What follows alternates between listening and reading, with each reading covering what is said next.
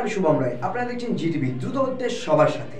মাটি বোঝায় ট্রাক্টর আটকে বিক্ষোভ গ্রামবাসীদের। হরিহরপাড়া থানার খিদিরপুর বালুরমাঠ গ্রামের পাড়ার ঘটনা।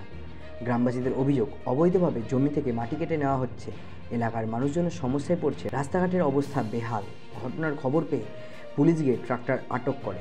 অভিযোগ, দীর্ঘদিন ধরে এভাবেই অবৈধভাবে কেটে নেওয়া হচ্ছে ফসলের জমি।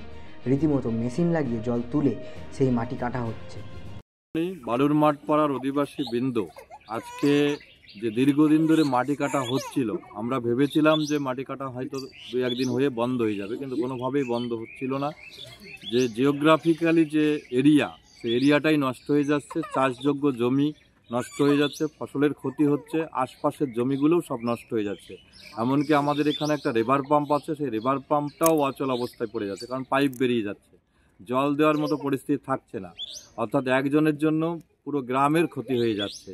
তাই আমরা আজকে গোটা গ্রাম মিলিতভাবে আজকে এটাকে আটকালাম, এবং যাতে মাটি আর পরবর্তীকালে কোনোদিন কাটা না হয়, বালুরমাঠ পাড়া থেকে কেউ যেন আর মাটি না বিক্রি করতে পারে, সেই জন্য আমরা আজকে পুলিশ প্রশাসনকে ডেকেছি, মিডিয়াকে ডেকে আজকে আমরা এই জায়গাটা তৈরি করলাম। আমরা গ্রামবাসী সবাই আমরা মিলিতভাবে, এখানে কোনো রাজনৈতিক ব্যাপার নেই, অরাজনৈতিকভাবে গ্রামের লোক সবাই মিলিতভাবে আমরা আজকে স্ট্রাইক করলাম, বন্ধ করলাম, যাতে পরবর্তীকালে আর কোনো মাটি কাটা না হয়, পুলিশ পাড়া থেকে মাটি না হয়। পুলিশ আমাদের আশ্বাস দিয়ে গেলেন, পুলিশের ছোটবাবু এসেছিলেন, বড়বাবুর সঙ্গে আমার কথা হয়েছে, আশ্বাস দিয়ে গেলেন যে না, আর মাটি কাটা হবে না, এর জন্য আইনত যে ব্যবস্থা করা দরকার সে ব্যবস্থা করা হবে। পুলিশ কি বলল? পুলিশ বলল যে হ্যাঁ ঠিক আছে, আর এই পরবর্তীকালে মাটি কাটার কোনো দেওয়া যাবে না, ওটাকে দেওয়া যাবে না বা মাটি কাটা হবে না। ওটাকে নিয়ে গেল, ট্রাক্টর নিয়ে গেল, ট্রাক্টরটাকে থানায় নিয়ে যাওয়া হলো। এখানে মাটি কাটছিলেন নাকি? না, আমার সাইডে ধরে গাড়ি এসেছিল, তাই মাটি কাটতে এসেছে ড্রাইভারে। কোথায় এটা, কি নাম? কলকুলি। তো মাটি কোথায় যাচ্ছিল? মাটি যাচ্ছে কাটা বাগানে, কাটা বাগানে, ভাটাই। ভাটাই।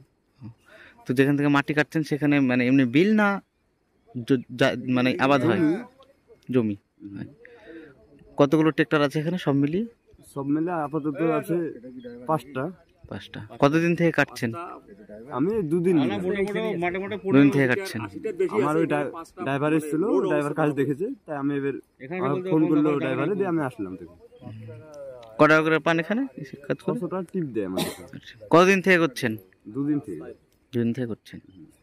খিদিরপুর কলোনি বালুরমাঠ পাড়ায় যে আমাদের যে জায়গাগুলো পড়ে আছে, 4 জমির জায়গা, সেই জমিগুলো অবৈধভাবে সব মাটি কেটে পুকুর করা হচ্ছে।